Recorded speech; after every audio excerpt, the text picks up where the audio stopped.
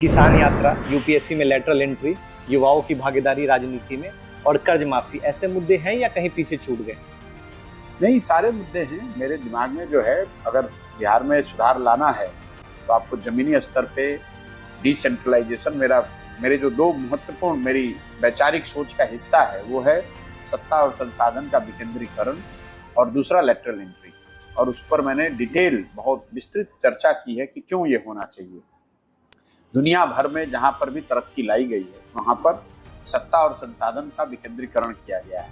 जब तक आप लोगों के पास, लोगों के करीब सत्ता और संसाधन को नहीं डालेंगे, उनको अधिकार नहीं देंगे, तब तक पटना में, दिल्ली में बैठकर अफसरों के हाथ में या कुछ नेताओं और मंत्रियों के हाथ में सारा पावर और सत्ता अगर सिमटा रहेगा तो लोगों की जिंदगी उससे नहीं सुधर सकती है।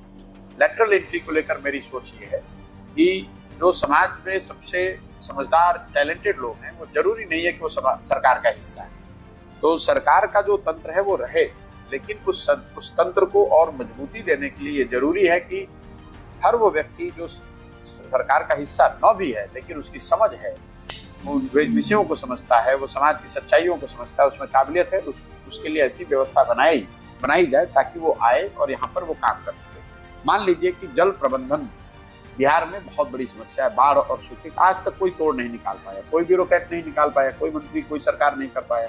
लेकिन दुनिया भर में सैकड़ों ऐसे लोग हैं जिन्होंने जल प्रबंधन के दिशा में बहुत बड़े बड़े काम किए, उन्होंने अपनी पूरी पूरी जिंदगी लगाई है। तो जरूरत इस बात की है कि उन लोगों को जोड़ा जाए, उनकी समझ का उपयोग किया जाए और सरकारी तंत्र को उसका फायदा मिले, ताकि उनकी समझ, उनके अनुभवों के आधार पर बिहार में जल प्रबंधन के दिशा में एक ऐसा कार्यक्रम बने जहां हम लोग पानी से कुछ बेनिफिट उठा पाए, बजाय इसके कि पानी से नुकसान। अभी आधा बिहार बाढ़ से प्रभावित है और आधा बिहार सूखे से प्रभावित है। लेकिन अगर इसको ठीक से हार्नेस किया जाए तो जहां बाढ़ आ रहा है वो शायद वो बाढ़ न आए, जहां सूखा आ रहा है वहां सूखा न आए।